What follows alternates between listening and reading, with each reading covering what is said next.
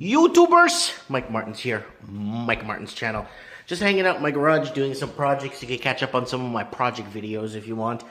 Corny videos that pretty much go nowhere. So if you, want to hear some commentary. This thing here I converted, it's a table, but I want to have something for computers, so kind of went with the gray look. Anyways, I got this really good story that was sent for me from someone from New Zealand that watches my channel a lot. And I want to thank you for watching my channel way out in New Zealand. And I hope the weather's good out there because you're in the southern hemisphere. And this is good, so I want to share this with you guys. It's from Canberra, Australia, February 2017. It's from yesterday. It's Valentine's Day. Happy Valentine's Day to everyone out there and to your sweethearts, and big hug to everybody. The National Debt Helpline says it's buckling under unprecedented number of calls from Australians seeking financial counseling. So the Australia set up a debt helpline, right? Just to help people that are in debt or indebted with their homes and they can't afford to pay them and stuff. Or not can't afford, but credit counseling. There's a lot of people, when I worked in finance, I met a lot of people that didn't need more credit. They needed more credit counseling. But it is what it is. What are you going to do, right? You know what I'm saying? So let's get to it. As many as 14,000 phone calls went unanswered in January due to the lack of staff. And experts claimed Australia was on the verge of a big debt hinge hangover. That's, gotta give a gold medal to that. Big of debt binge hangover. It might start with missing a mortgage payment. Then the bills start piling up. Perhaps a relationship breaks down or fall ill, or you fall ill. Chief Executive and Financial Counseling Australia Fiona Guthrie told the PM program the characteristics were different depending on where you live. I'm looking for a place to sit here. That's why I don't know where to sit. Okay, I'll stand it up. The mortgage stress in places where mining has left because people's homes are now worth less than their mortgages, she said. Go figure. Underwater. Now, that's quite different to the mortgage stress that you'll have in Sydney, Melbourne, where people have had to get really, really high mortgages in order to be able to get into the market in the first place. Financial Counseling Australia claimed the service received a record of number of calls in January as borrowers weighed down by mortgage stress struggled to cope. People gotta wake up. Wake up, sheeple. Ms. Guthrie claimed about 30% of Australian households were in some sort of financial stress. 30%? Were in some financial stress, but there was a smaller group of Australians who were really living on the edge. About 20% of the population are really struggling and haven't been able to make a payment, for example, in the last year, or have got no cash in the bank if something goes wrong, she said. Household debt at record highs. The National Debt Helpline said 11,000 people were not able to get a hold of a counselor in January 2016. And this is the year that the number shot up to 14,000 callers. The government-founded helpline offers free independent advice from professional financial counselors. That's a fantastic idea. But this should happen before people go out and buy a house or before people apply for that line of credit or that loan. Because like I said, it's like buying an alarm for your car after it gets stolen and you're like, maybe I should put an alarm in my car. It got stolen last time.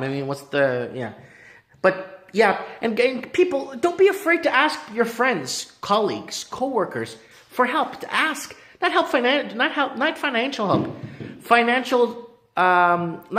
help with money, but discussing, because a lot of people have gone through financial stress or financial problems in the last 10, 15 years of their lives, and they could share you stories of good bankruptcy lawyers. I'm not promoting bankruptcy. They could share you stories of ways people got out of their debt, or they could share stories of, and that's really important. It's called talking to people.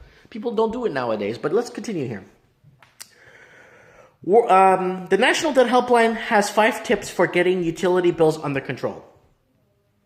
Work out what you can afford to pay. Contact your service provider. Ask to speak to the hardship department. If you can't agree, dispute it, speak to a financial counselor.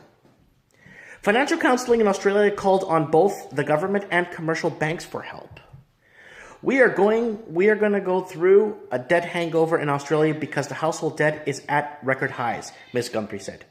Just imagine what happens when interest rates start to nudge up or if unemployment were to increase and people were to lose their jobs. The flow-on effect for our economy would be absolutely devastating. Well, of course. We've got so much debt that it's at such a high levels, the least little wind is going to tip it into something that could look very like a catastrophe. That's actually how it's written. That could look very like a catastrophe. Not sure, but that's in quotations, and that's what she said in her words. So, like I said, this is pretty bad. This is hugely bad. And I'm telling you, it's the free market to buy, like where people buy, like in certain countries, like I'm not picking on Mexico because I say Mexico a lot because I have a personal experience.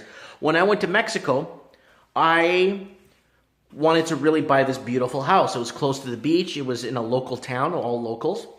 And my Spanish is perfect, so I don't have a problem, right? And they declined me. They told me that, no, you're a foreigner. We can't sell to you. I'm like, I never saw myself as a foreigner. Like, I'm Portuguese, right? But I never saw myself like being a foreigner, like an outsider.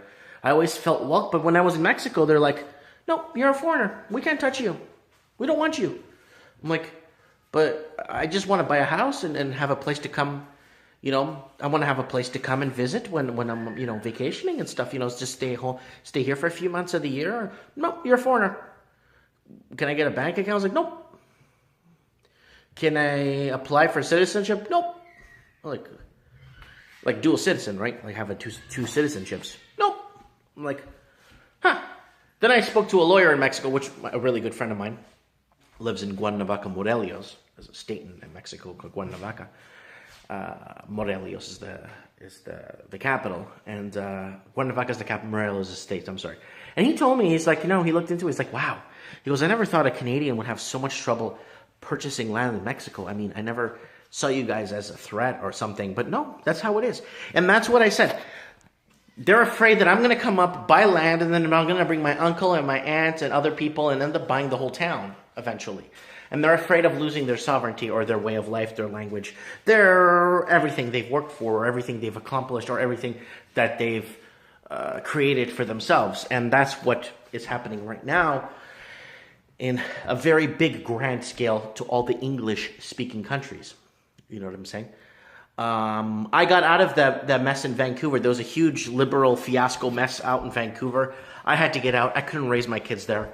I couldn't. I had a lot of problems just with no one getting along with each other. Nobody wants to talk to me. It's everyone for himself, and I couldn't deal with it.